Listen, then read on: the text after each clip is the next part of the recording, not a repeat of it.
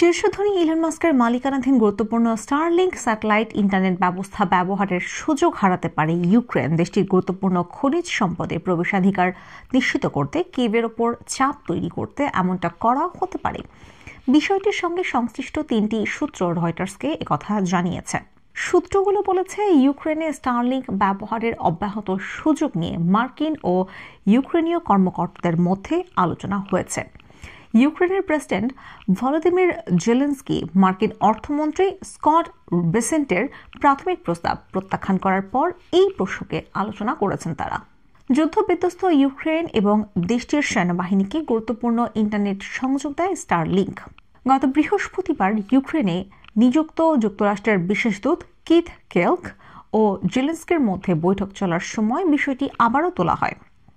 এই আলোচনার সঙ্গে সংশ্লিষ্ট একটি সূত্র একথা জানিয়েছে। বৈঠকের সময় ইউক্রেনকে বলা হয়েছে, গুরুত্বপূর্ণ খনিজ পদার্থের বিষয়ে চুক্তিতে পৌঁছাতে না পারলে স্টারলিংকের সেবা বন্ধ করে দেওয়া হবে। তবে ওই সূত্রগুলো নাম প্রকাশ করতে রাজি হননি। সূত্র বলেছে, স্টারলিংকের উপর ভর করেই ইউক্রেন চলে। তারা এটাকে তাদের নর্থ স্টার বলে বিবেচনা করে। স্টারলিংক হারানোটা তাদের জন্য বড় ক্ষতির কারণ হবে। যুদ্ধকালীন সহায়তার বিনিময় মূল্য হিসেবে ইউক্রেন থেকে $50,000 কোটি খনিজ সম্পদ চেয়েছে মার্কিন প্রেসিডেন্ট ডোনাল্ড ট্রাম্প প্রশাসন। সে দাবি প্রত্যাখ্যান করেছেন জেলেনস্কি। বলেছেন, যুক্তরাষ্ট্র কোনো নির্দিষ্ট নিরাপত্তার নিশ্চয়তা দেয়নি। গত শুক্রবার ইউক্রেনের প্রেসিডেন্ট বলেছেন, যুক্তরাষ্ট্র ও ইউক্রেনের দলগুলো একটি চুক্তির বিষয়ে কাজ করছে। ট্রাম্প বলেছেন, শিগগিরই একটি চুক্তি হবে বলে তিনি আশা করেছেন। আটলান্টিক কাউন্সিলের জ্যেষ্ঠ ফেলো মেলিন্ডা হেরিং বলেন, ড্রোন পরিচালনা করতে ইউক্রেনের জন্য স্টারলিংক অপরিহার্য। ইউক্রেনের সামরিক কৌশলের গুরুত্বপূর্ণ একটি স্তম্ভ হল ড্রোন ব্যবহার এবং গোলা বারুদের ক্ষেত্রে ইউক্রেন এখন রাশিয়ার সঙ্গে 1:1 সমতায় রয়েছে বলে উল্লেখ করেন হ্যারিং। তিনি বলেন, স্টারলিংক হারানোটা ইউক্রেনের জন্য একটি গেম চেঞ্জার হবে। ইউক্রেনের বিভিন্ন ধরনের ড্রোন সক্ষমতা রয়েছে। এর মধ্যে আছে সমুদ্র ড্রোন, নজরদারি ড্রোন থেকে শুরু করে দূরপাল্লার চালকবিহীন উড়োজাহাজ।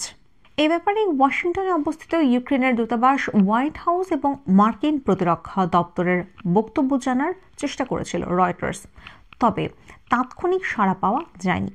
স্টারলিংক পরিচালনাকারী প্রতিষ্ঠান স্পেস এক্স এ ব্যাপারে তাৎক্ষণিকভাবে কোনো মন্তব্য করেনি। ট্রাম্প এই ধারণাকে সাদরে গ্রহণ করেছেন। বলেছেন, তিনি চান ইউক্রেন যুক্তরাষ্ট্রকে বিরল মৃত্তিকা ধাতু ও অন্য খনিজ পদার্থ সরবরাহ করুক।